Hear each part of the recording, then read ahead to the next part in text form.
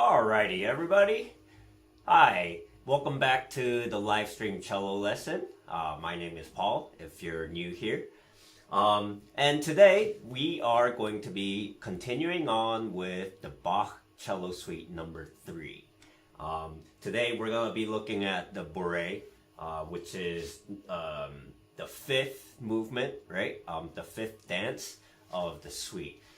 In the music, it says Bourée I and Bourée II, and in fact, those two are going to be played together as a single movement. So keep that in mind, and let's give it a start with the movement. Also, I am trying something out with the audio, at least with the noise suppression, the denoiser thing. So let me know if you hear any improvements or not in the audio. And yeah, let us begin. So today we're going to be starting as usual with our coloring.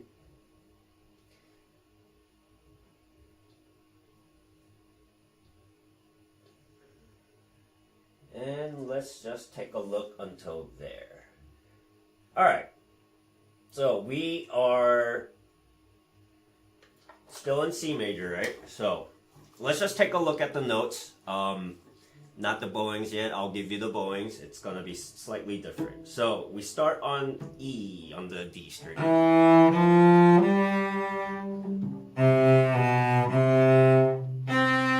And then the chord.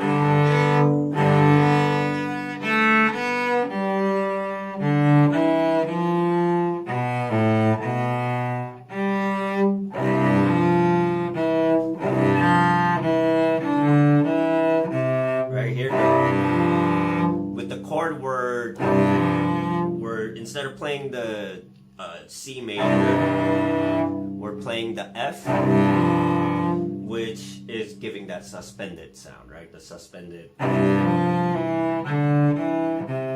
then he resolves it. Alright, so the notes are fairly simple. Now let's take a look at the bowings.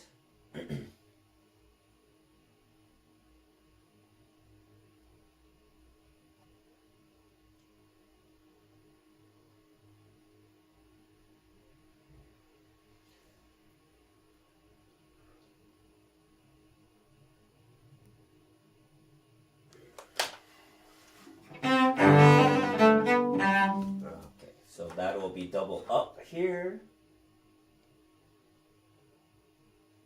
double up here as well.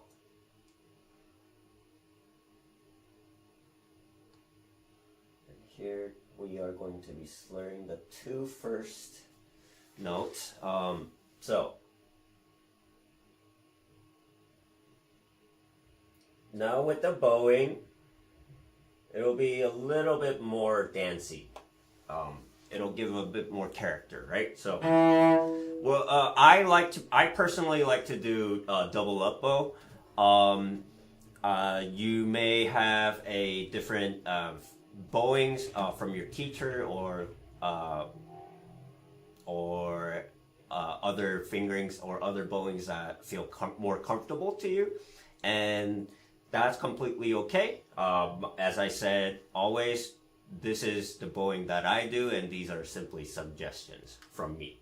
So, I do double up bow, and then slur these two, right? So that way it gives a bit more contrast in the articulation.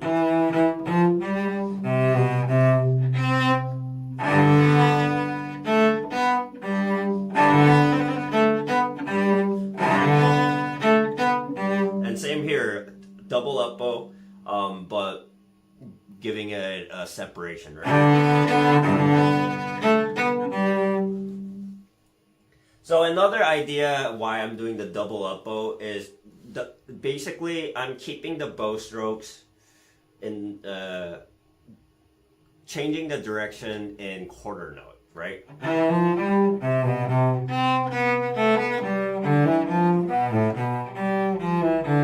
Right, something like that. We only give the separation simply because it gives us contrasting articulation, right? So, and this C or this G chord, a lot of people put a trill on it.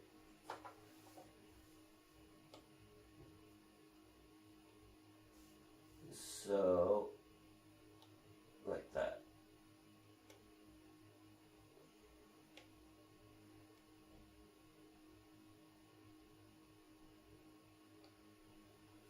So a lot of people do a trill on that chord, right? And the lower notes, you don't really have to hold it. You're just simply outlining the changing of the harmony. Right? I think I do 2 trills. Because that you only have time for so many trills, right? Double up O and then double O. The same idea. So, you can kind of feel the phrase kind of does a break here, right? So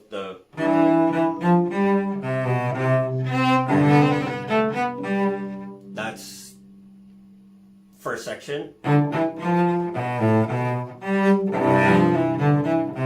That's the ending section. It's like a question and then an answer, kind of.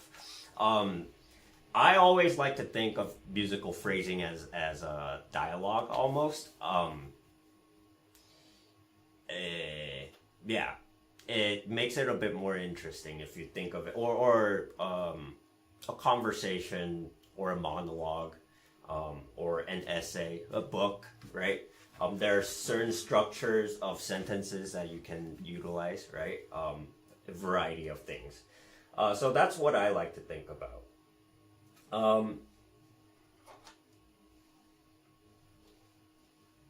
I think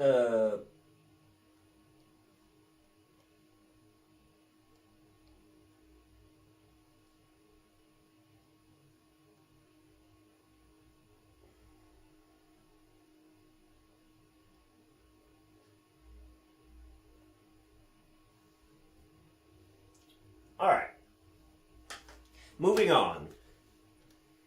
The next bit is fairly straightforward. We are not gonna do this slur. Let's just simply take a look at the notes.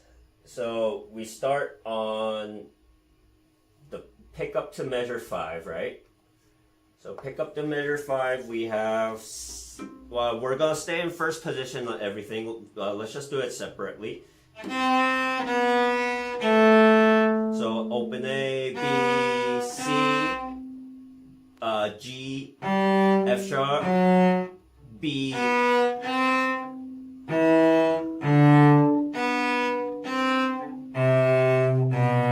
B, G, D, F sharp, G. So this 8th note figure, right? 1, 2, and.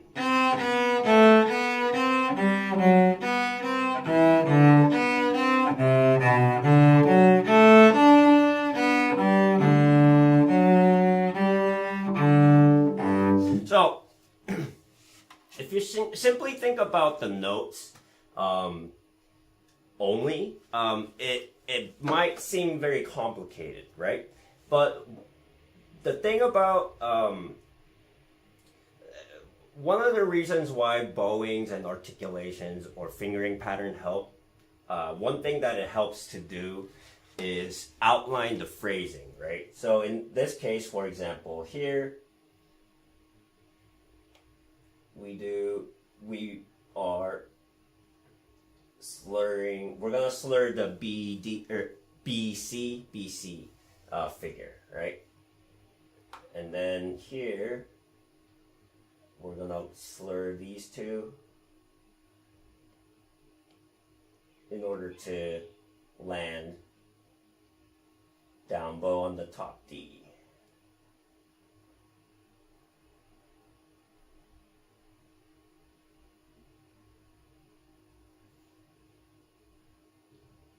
Now, what this helps distinguish, right?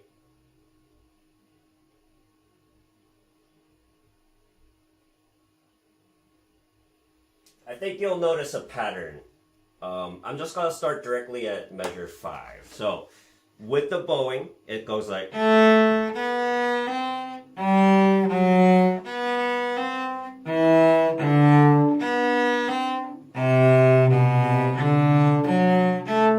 So hopefully you notice the pattern.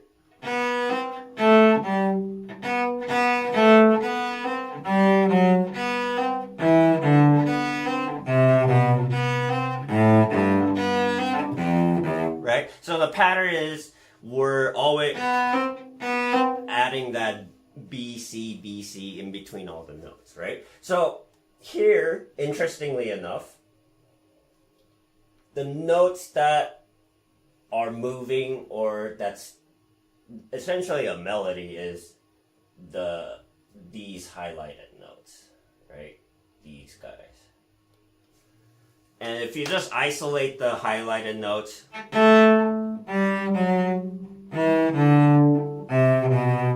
it's simply a scale, right?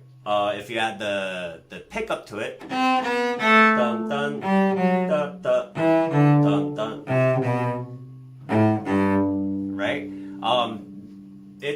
We're just playing a scale coming down, and we're simply adding those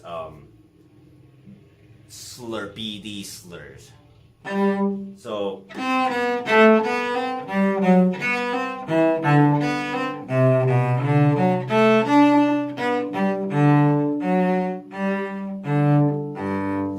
that's the reason why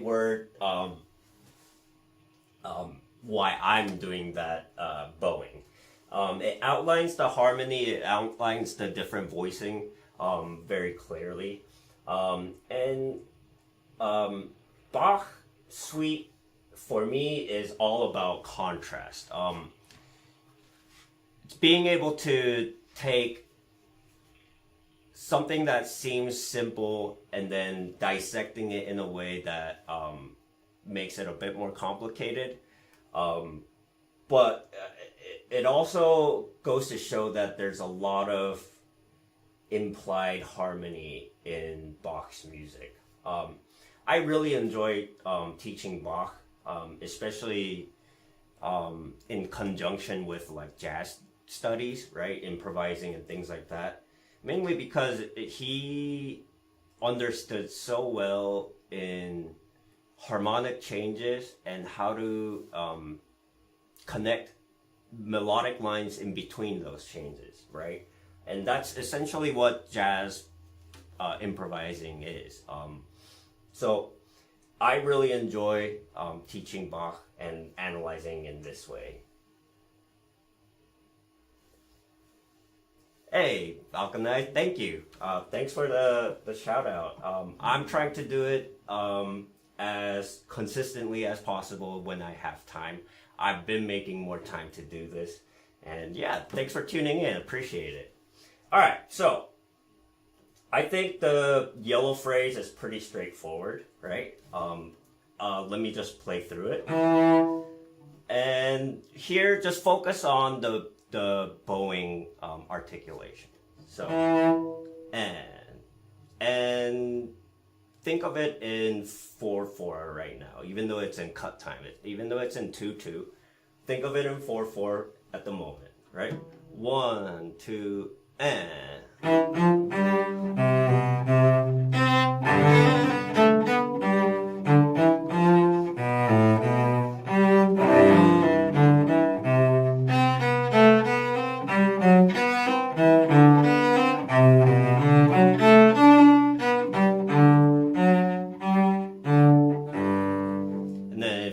repeat.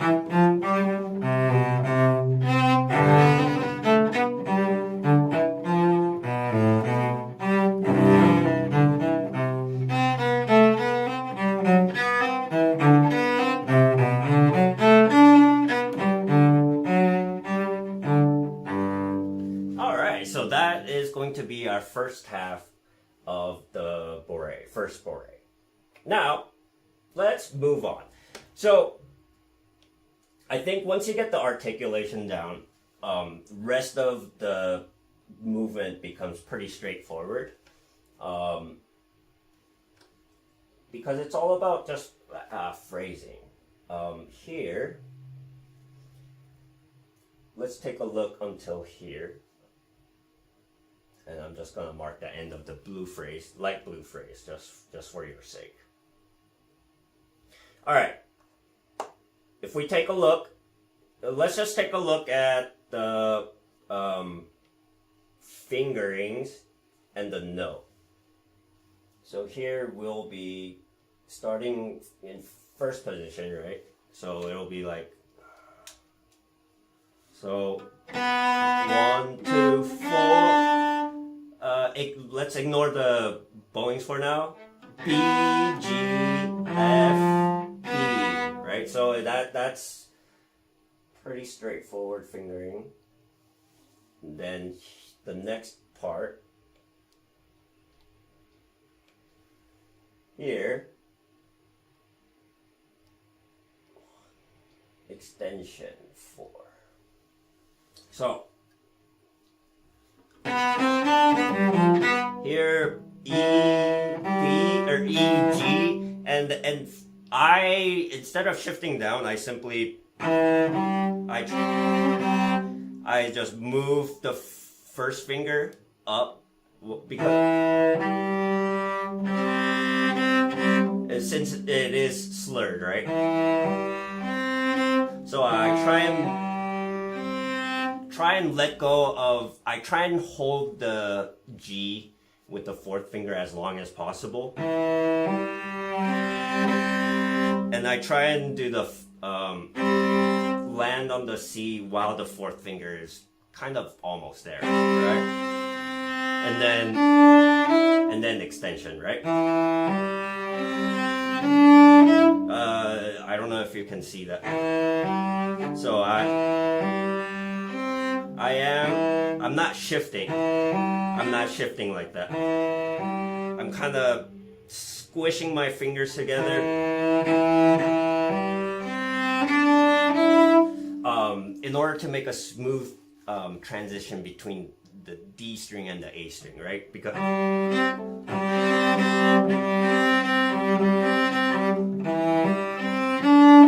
the idea is, the reason why I do it is the note, the G is pretty resonant. So even if you switch the strings, it's gonna keep on resonating, right? And I want that resonance to go even just a millisecond longer, right? So that's the reason why I'm doing it. It's a little bit annoying, but when it goes fast, it works out. So there, we're doing, right? And stay extended.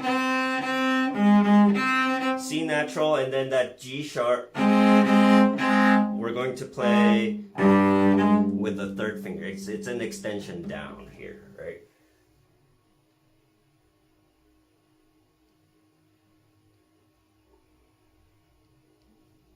And so it will be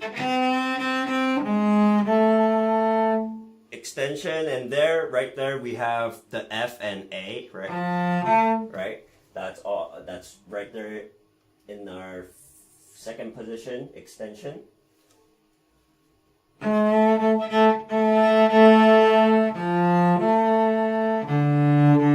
then first position. And then here, second position. Like that.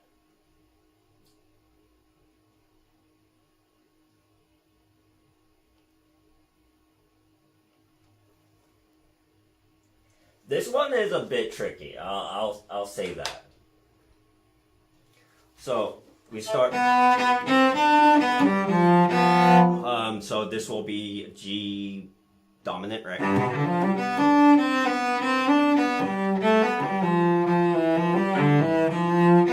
And then it changes to C major.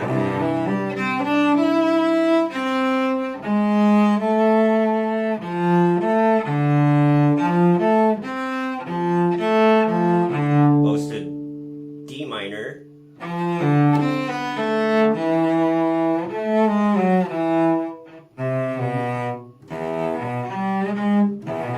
To E major, or E dominant probably, right? And this is going to want to resolve to A minor because the fifth note, E is the fifth note of A, right? With some kind of scale in A. So.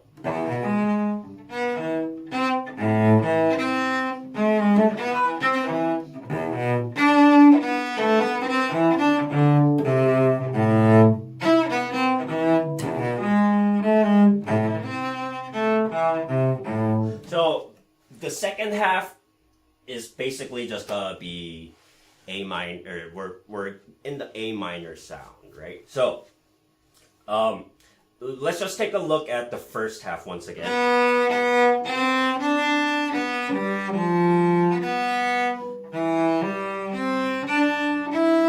Right here is pretty straightforward, and then I do double up bow here.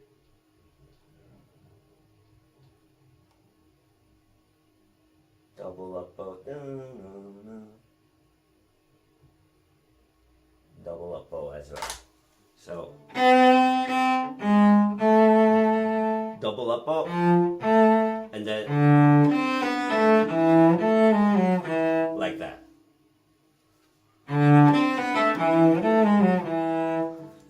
Alrighty. And then here, pretty straightforward.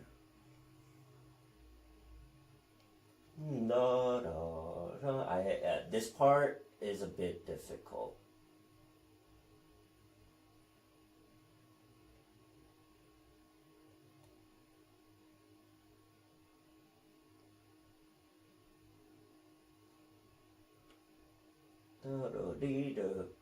Four, one open, 2, 1, 4, open, 2.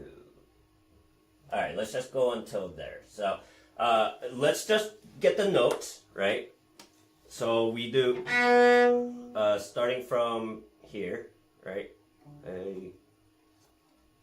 Starting from here.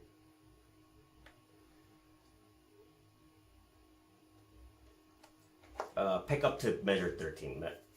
Mejor digo eso. C, and then we're gonna briefly shift down to second position. And then go back to first position. Bar that.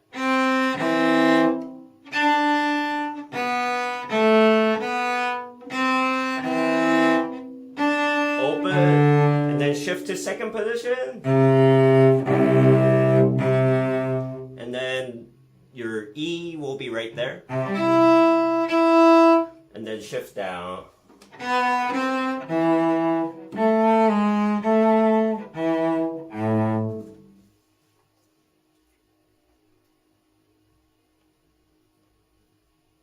One, 4, 1, 2, 1, 4, 3, 4. Once again, let's check the notes. So, C.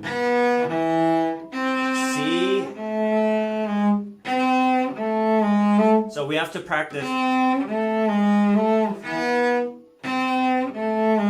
that C, A, G sharp, right?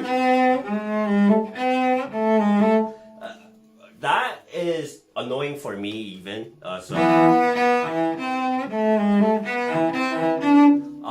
I don't know why my hand gets stuck there. So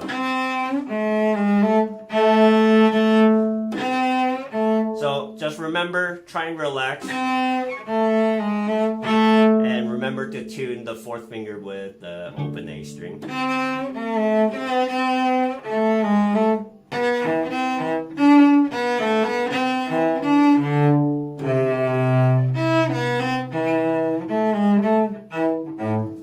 I slurred these. What am I doing? Alright. These will be slurred. Like that.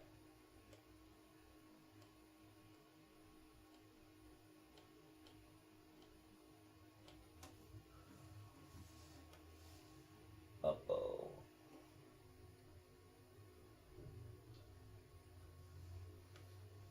Alright. Now, adding the bowing is going to be a bit tricky now. Because we're doing string crossing.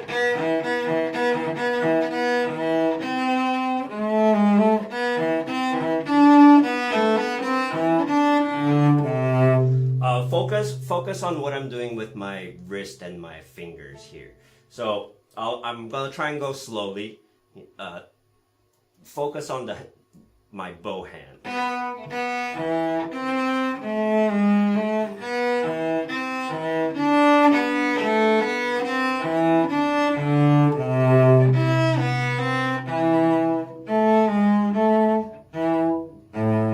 So here, what's difficult about the bowing is it's we are constantly changing the strings, right?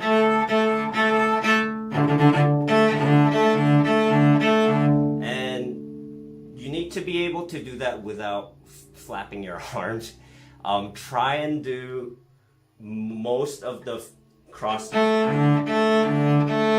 with the bow fingers rather. So you're going to be kind of going like this, right? So with the bow, one way you can practice is just hold the bow, right, a little bit upright, flatten your knuckles, push it down, bring it back up, push it down, bring it back up, push it down, bring it, right? You're just holding it steady.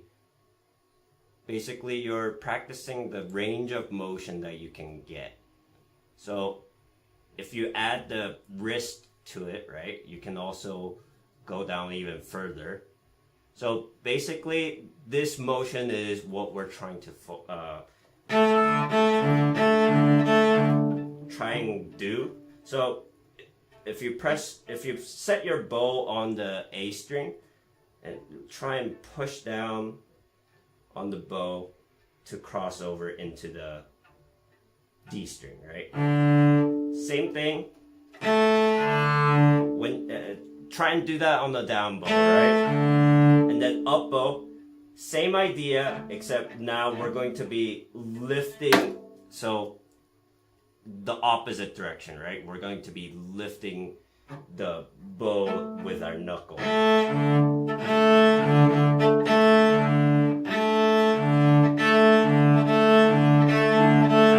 So if you do it fast, it kind of feels like you're making a figure 8. That motion is going to be important in the next movement for the G. So might as well practice it here, right? So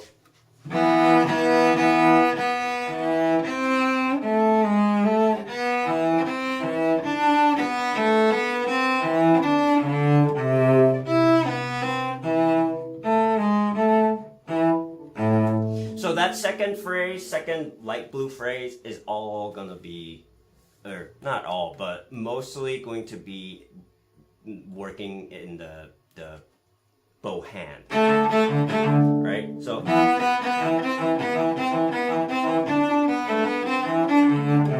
like the left hand isn't too difficult,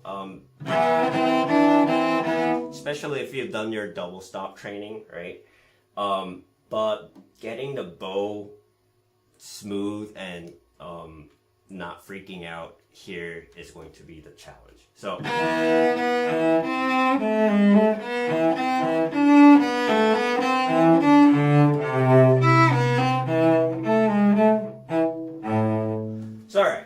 So let me play through the light blue phrase now, right? 1, 2, and.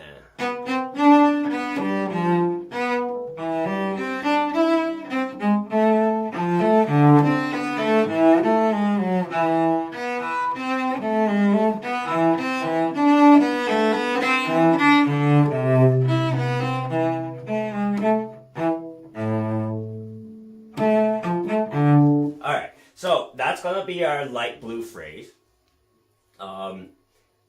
And moving on to the next one. Next phrase, let's use green this time. Why not?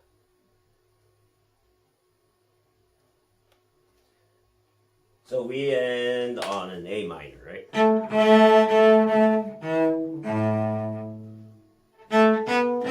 And here, same thing, we're going to be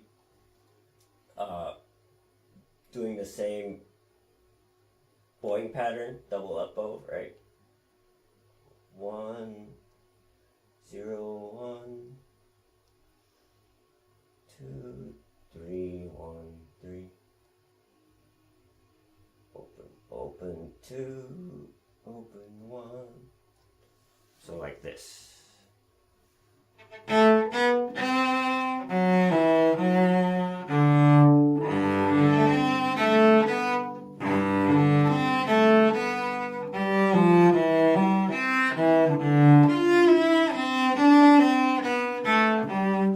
That's gonna be our bowing.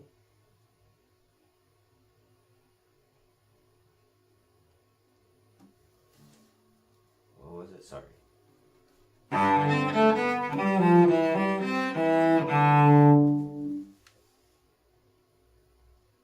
2, 1, 2, 4, 2.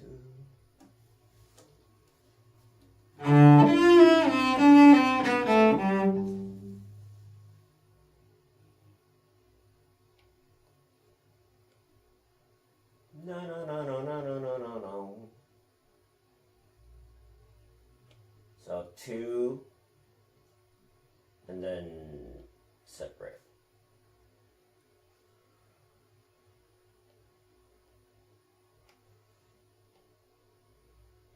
Alright, so the green phrase, at least the beginning of one, goes until that. The fingering is pretty straightforward. Everything's gonna be in first position, except for the last bit, right?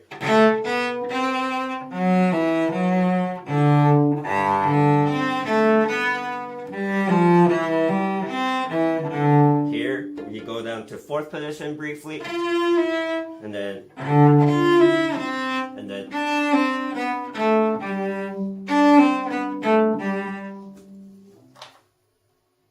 I messed that up, sorry. That is supposed to be a double up bow. That's supposed to be a down. This is supposed to be a slur, sorry.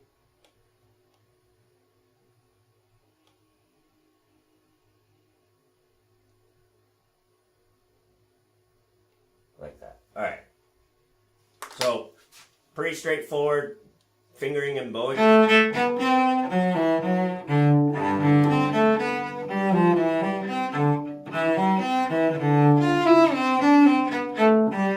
Like that.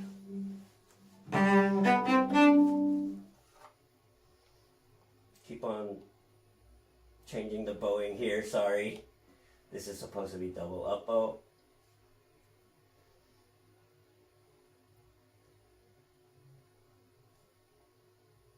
Let's just put reminder bowings here, right?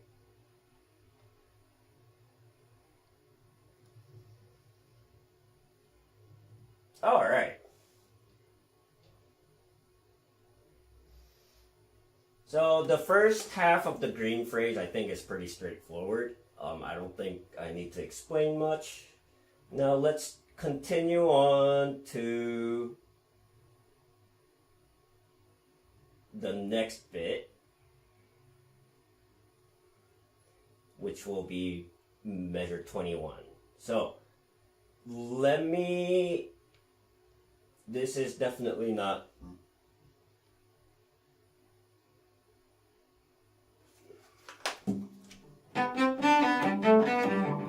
Yeah, so that is not the bowing that I do. So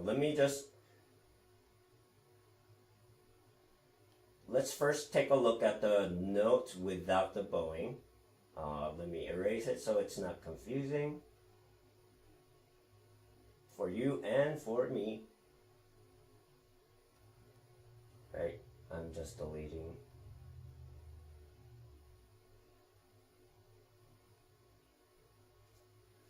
All right. So pick up the measure 21 if we take a look. Pick up the measure 21. B, D, B.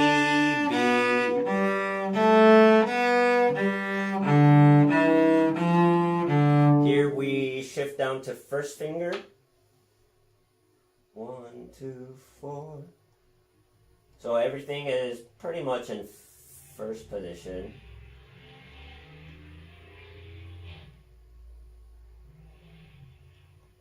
Except here. Right? So it'll be like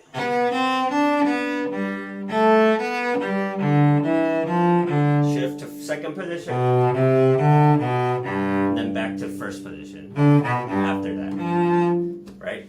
So note-wise, I think it's pretty straightforward. If you want me to explain what is happening, he's basically outlining G dominant, right? So he does a set of an arpeggio, and then in order to get back to the next note, he adds a note in between, right?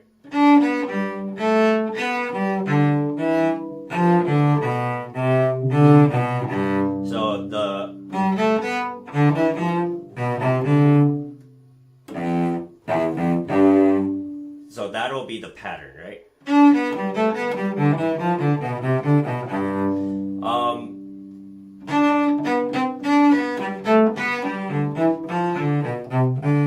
So what I like to do is follow this bowing pattern that's happening, right? So it's we haven't played it yet, but we're essentially copying that bowing pattern here. So we're just gonna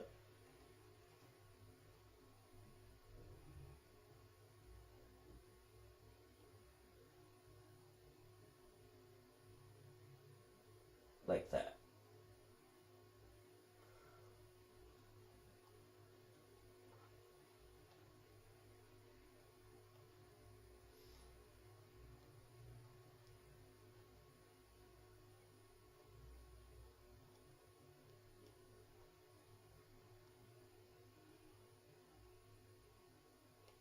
So the bowing is a bit difficult because it's all disjointed, right? It's 3 slurred and the 1 back.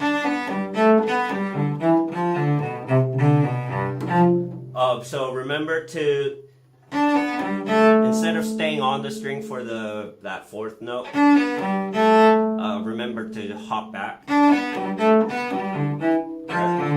Right? And same here. Here, we're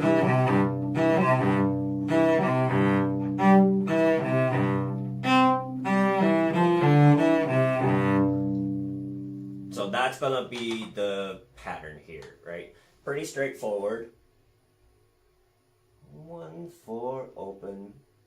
4, 1, 2, 4.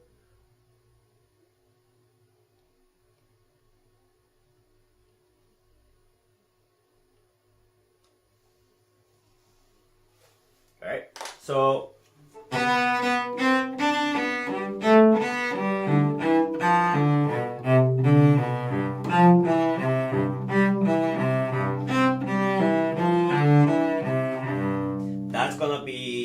second green phrase, right?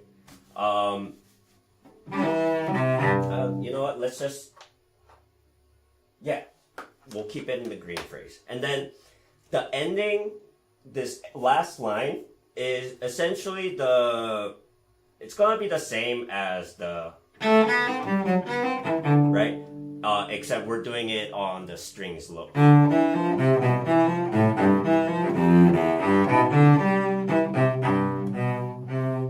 Except we're doing it on the D and G string, right? So, let me quickly jot that down. Let me edit these so it looks prettier.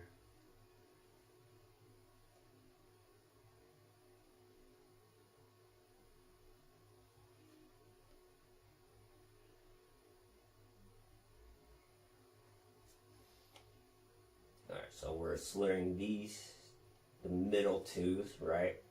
Smiley face, smiley face.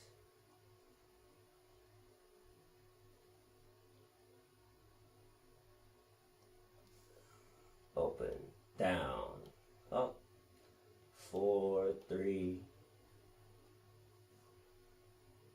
Right, these are 1, 2, 1, 2. Up, up, up.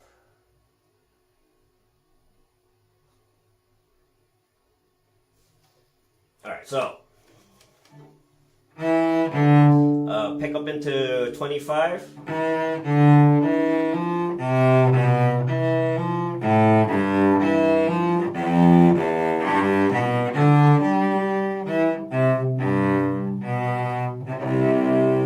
Right? So same idea as the yellow phrase. Keep it focus on the descending notes, right? And the E, F is going to be kind of decorative. All right, so that's gonna be the green phrase. Green phrase is a little bit extended, right? But it's essentially trying to bring back to the G major from, or not G major, C major, off back from A minor, right? So let me play through the green phrase really quick, and then I'll try and play the second half all together. So green phrase, 1, 2, and.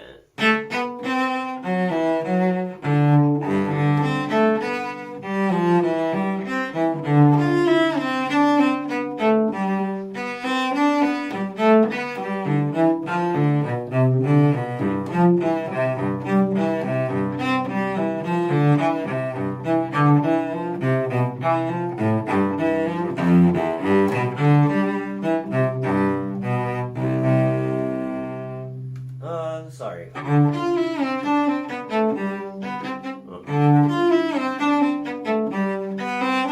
think I slurred there.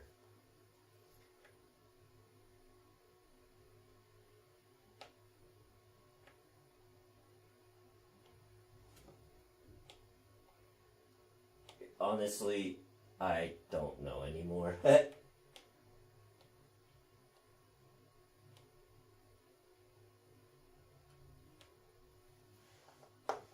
So that's the green phrase. And one thing about the Bourée, you are going to be repeating the second half, right? Or at least that is my recommendation. One of the things that I've encountered while performing this over the years is if you follow the eighth ending of how it's written, so 2, 3, it kind of feels static when you go back to, right? There's a lot of motion to it. So what I have done in the past is kind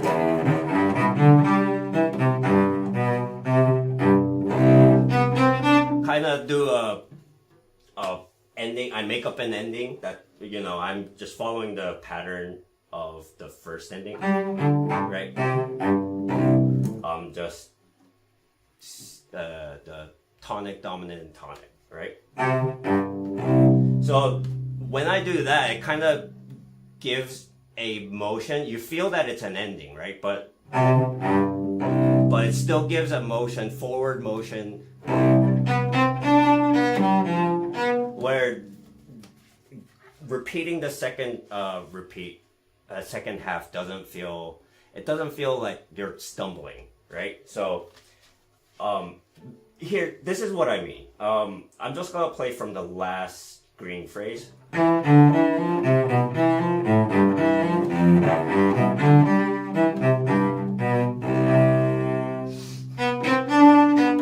Right? So that's without any alteration, and this is with my alteration.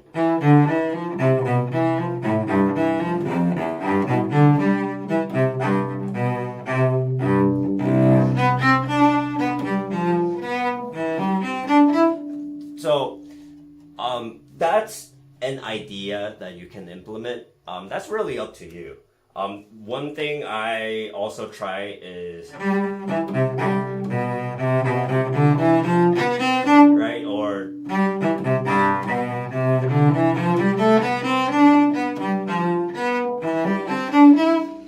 you can do a scale.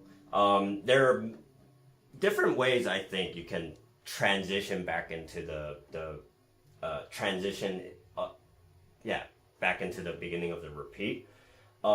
It's just an idea. I don't know if it's orthodox. I don't know if other players are gonna get up in arms about it. I personally think it makes sense musically.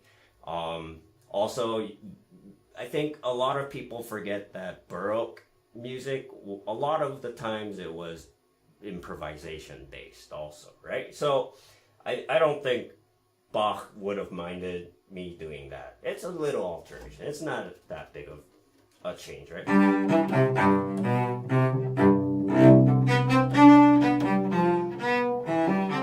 So my argument, my justification is it gives a better flow into the repeat, right?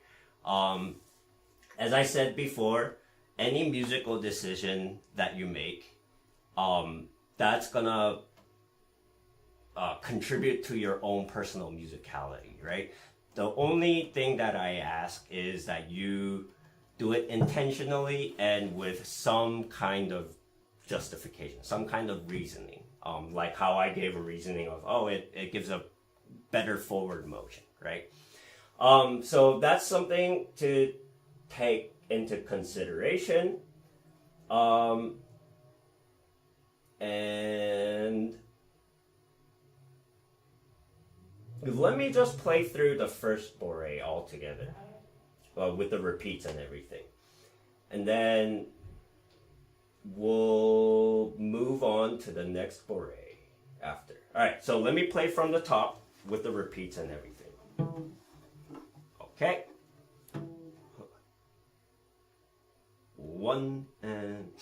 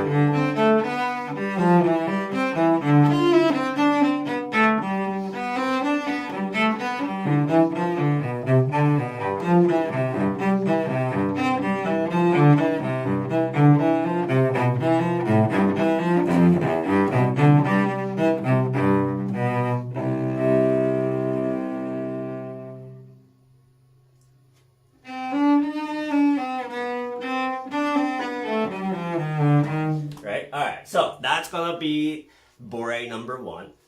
And now, let's take a look at the second Bourée.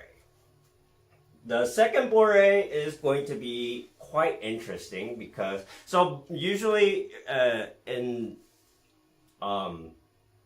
the fifth movement of Bach, he always seems to do this variation where he does the first Bourée or minuet in one key, and then the second one he does the parallel opposite key of that, right? So in this case, we were playing in C major, right? Right? And now he changes into C minor, which is going to be our parallel minor, right? So we have B flat and E flat. Well, I guess, sorry. It goes into C minor sound, but it's actually going to be, it's in the key of, what is it? It's G minor, but it's gonna be based on E flat major? No, sorry, that's not right. It'll be based on G minor. But it has a C minor sound to it. Sorry, my that is a little bit confusing. Scratch that, forget what I said. It is a C minor sound, however. Alright, so let's take a look. The bowing's gonna be based on, so here, basically I'm keeping the bow direction consistent in every half note, right? So that's gonna be how I'm looking at it. So here, 1, 3, 4. So here, sorry, let's put a color to it. Let's do orange. So we're in first and a half position. Shift to first position. Double up bow, right? And that's just gonna be a scale down, right?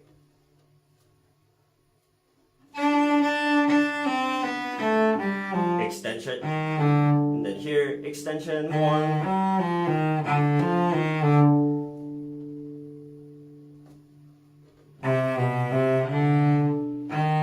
Shift down to third position. And that's going to be an A natural, right? And then we are at measure 5. So this is why it's kind of confusing, because C minor would have that A flat, right? And it does contain A flat.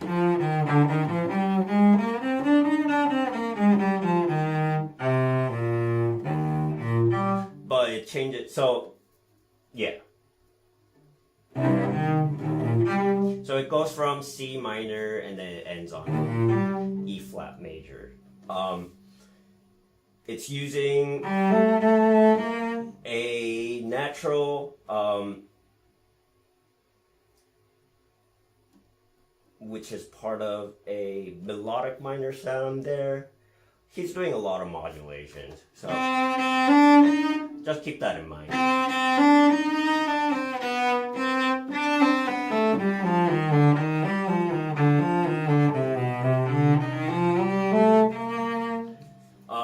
One thing to note here, everything's going to be extension, right? And that's a flat.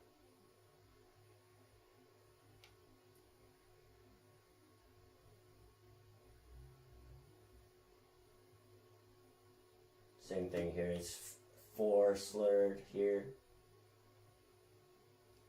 1, 4 2 1 0 2 1 0. Right. So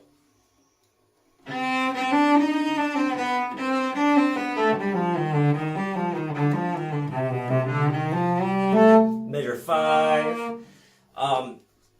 Bowing wise, it's not too difficult. Fingering wise, the notes are pretty straightforward in this one. Here we're in third position, right? 4 2 1 2 1. That's a flat. Remember, that's a flat. E flat.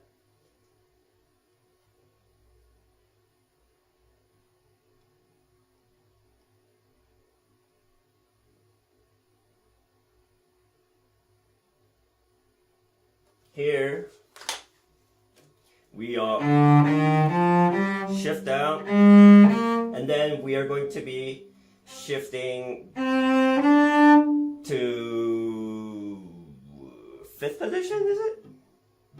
Sixth position. Hey, 아빠 안녕하세요. 반가워요. 봐줘서 고마워요. 후원금 감사합니다. Yeah, thank you everybody for joining. We are in Bourée. So here I shift. So here, right, we're in fourth position. The A flat's gonna be an extension back from fourth position, right? And then shift down to that C with the first finger. And then that E flat at the top will be, we're going to play on the D string this whole section, right? Stay in position, and then shift to third position, and then like that. 3 2 1 4 2 4 2 1.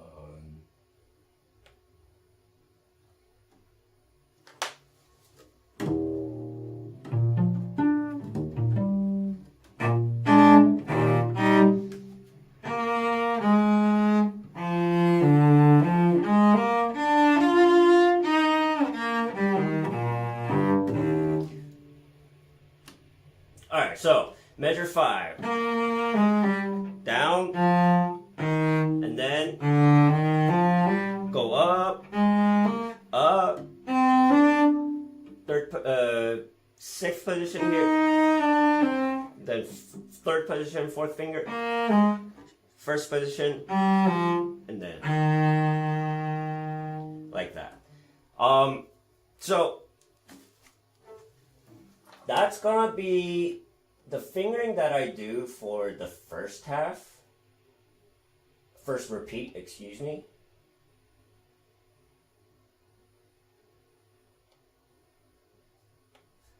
And for the repeat, so as I said, we're trying to give a contrast in the sound, right? So here,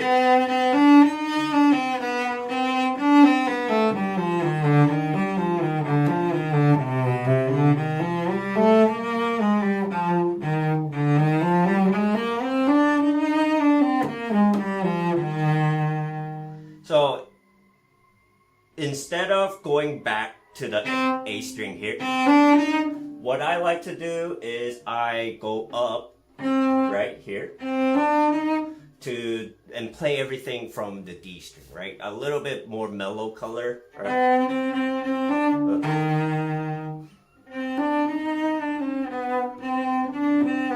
And here, open or harmonic, and then fourth position, right? So,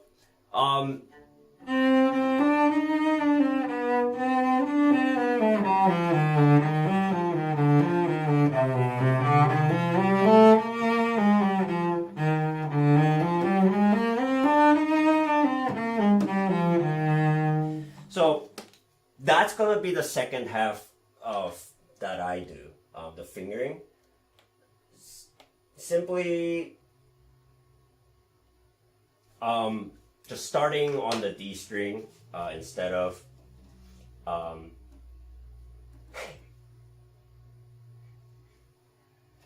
Hi everyone.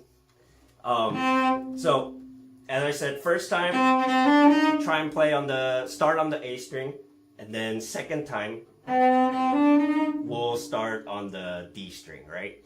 And this is how it's gonna sound. I'll play through both of it. It's quick enough. One.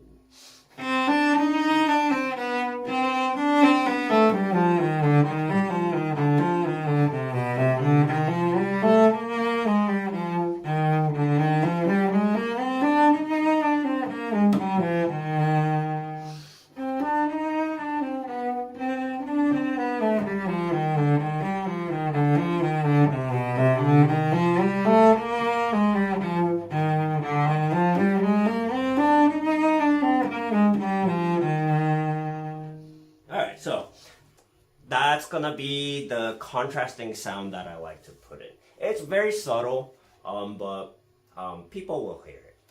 All right, moving on. Let's do red. All right, so here.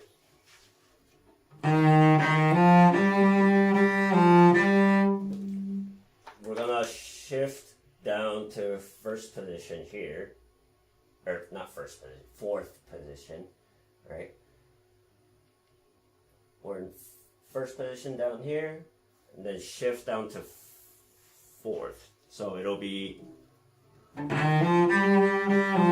shift all the way down, and then measure 10. What I do is 2, 1, B flat, A, and then go back to B flat with the first finger, right? Here, B flat with first finger.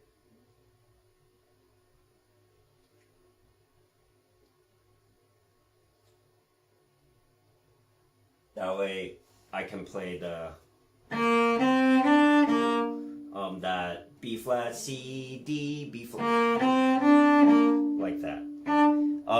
That's gonna be an extension. This is one of the ugly extensions, right, that I've talked about before.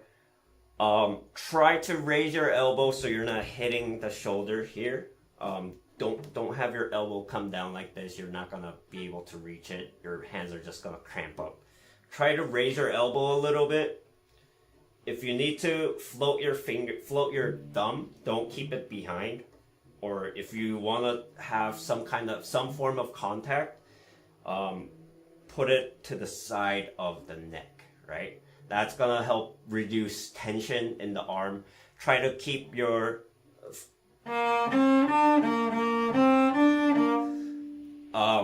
the angle here. Try to keep it as flat as possible. Obviously, mine's not as flat, right? But it's okay to have a little bit of kink here. I just mean don't do that, right? Try to lift your elbow in order to support your fingers there. All right, so. And then I go back to third position. 1, 4, 3, 4. 4, 2, 3, 1, 3, 1. Open.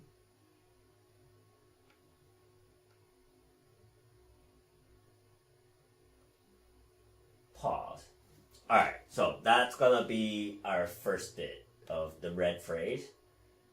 Let me make it a little bit cleaner, the bowing.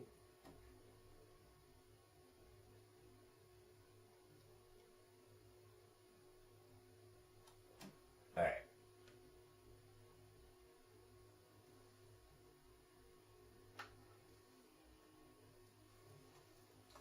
As I said, so red phrase.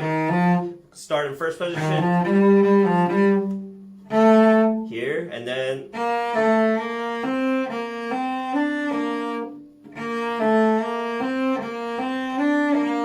shift back down.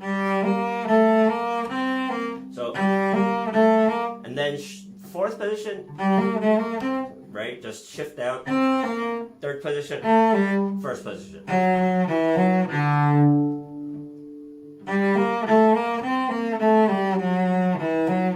Right? So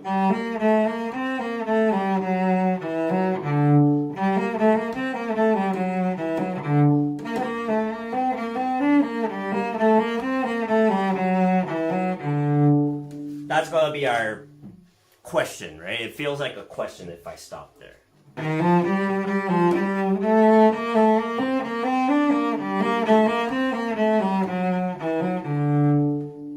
I need an answer.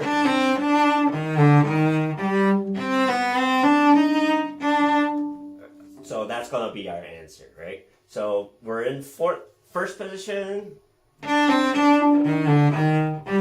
Here, 2, 1, 1, 3. Right? Up, up.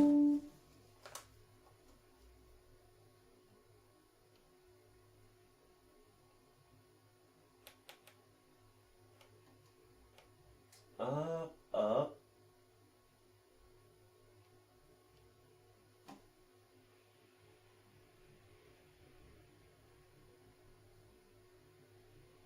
And here, we are gonna go down to fourth position.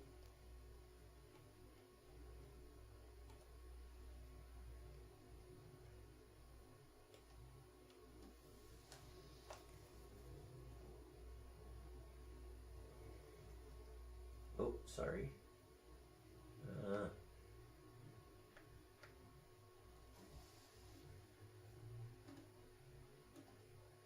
And the phrase ends here. So, from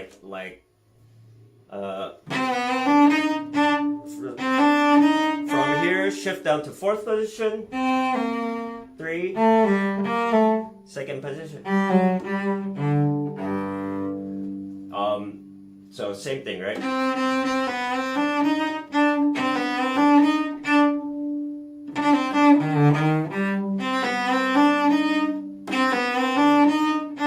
That should be fourth third here.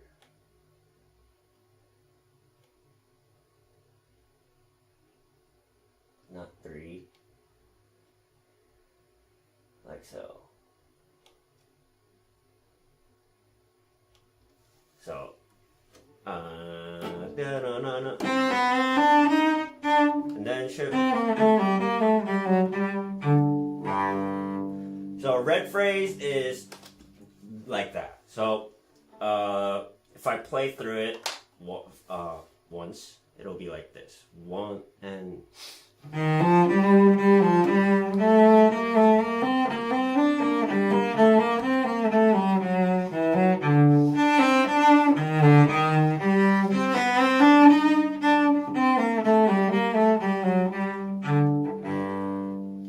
Alright, so that's gonna be our red phrase. And then the last phrase will be, what should I do? What color should I do? Let's do purple. The last phrase is going to be this.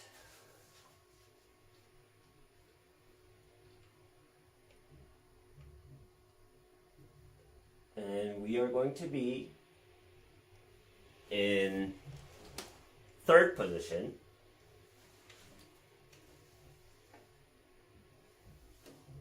Like so. So third position up. Second finger, first position, right? And then shift back to third. Like that.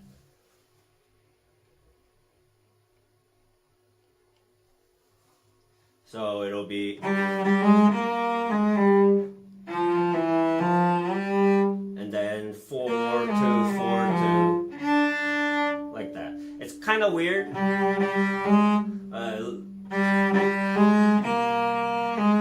Shift out.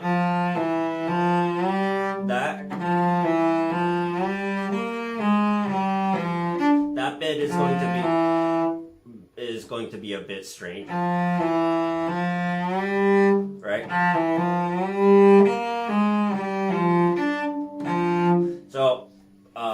practice that part. Here, 1-1. Pretty straightforward. And then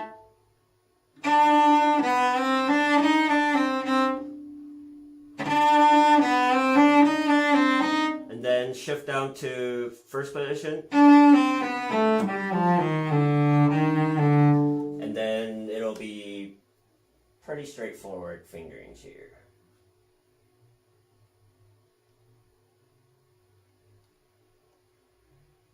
Right, so and then extension, shift down to 1.5 position, and then open, shift down to 4th position, 3rd, 4th, 3rd, like that.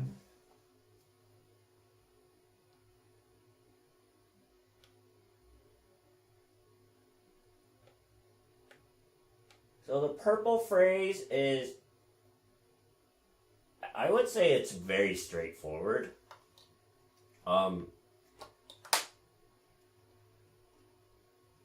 So and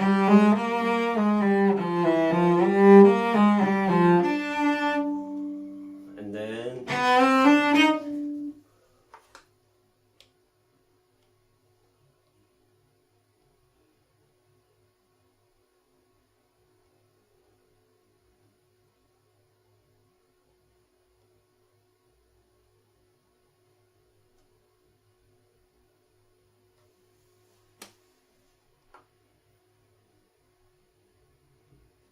all right, so purple phrase. Shift and up.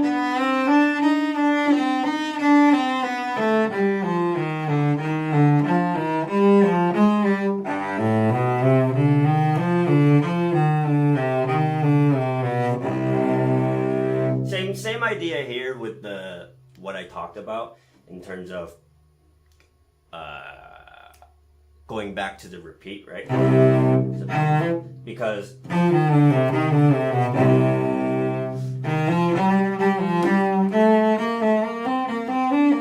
feels a little bit static in my opinion, right? So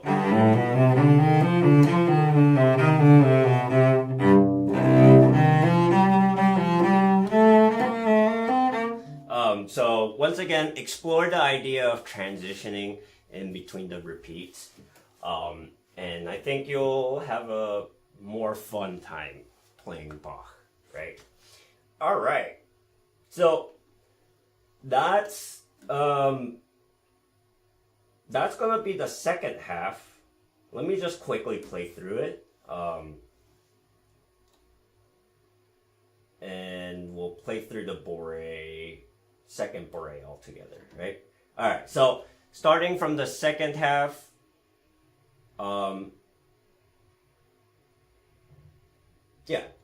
let's play through the second half real quick. So starting from the red phrase. 1 and up.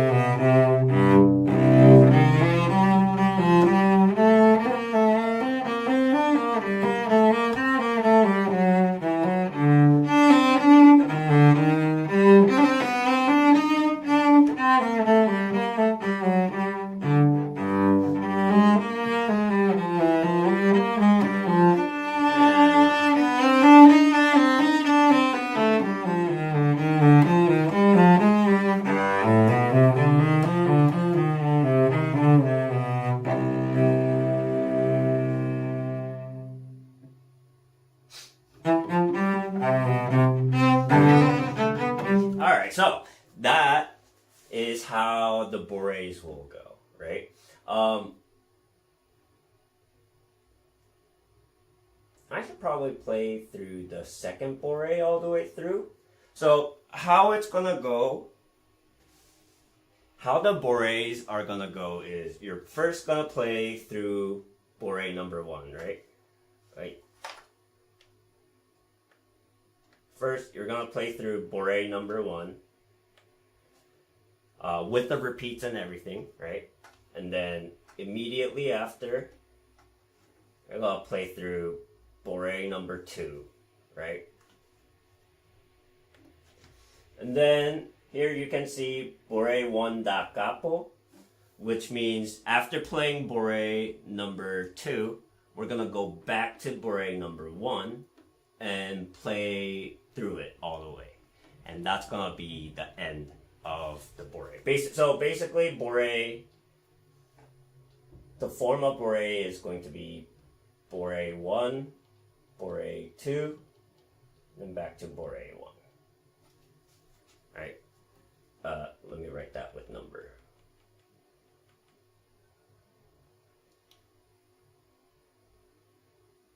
So it'll be play bourrée number 1, play number 2, and then play number 1 again, right? So that's gonna be the form of the piece. So, what I want to do right now, since I already played through the first bourrée once already, what I would like to do is play through the second bourrée and then go back to the first bourrée as if it was the second time through, right? And then I think that'll be a good place to end the lesson. So, yeah. Let's play through bourrée number 2 all the way through with the repeats, and then I'll play da capo like that. All right. So 1.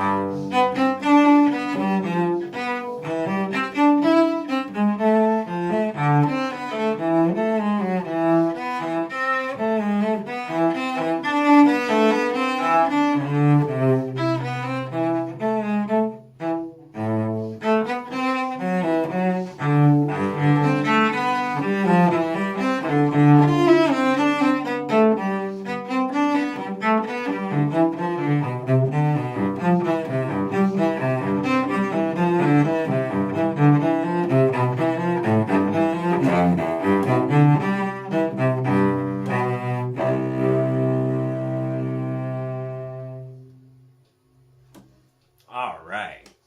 So that's gonna be bourrée for everybody. Bourée is a little bit tricky. It's a little bit tiring on the hands. It feels a little bit long too when you play everything together. But yeah, keep it light, keep it dancey, right? Don't be too heavy in this one, right? So that's gonna be it for today. And we are about to finish this suite. We only have one more movement, right? We have jig left. So after that, I will be going over some other repertoires. Recently, I got a suggestion or not suggestion, a request for Elegy by Bourée. So we might take a look at that at some point this year. So keep your eyes out. And yeah, I'll be going over some other materials, other teaching materials, other technique materials in the meantime. So look out for those as well. Alrighty, everybody. Thanks for tuning in and happy practicing. Bye.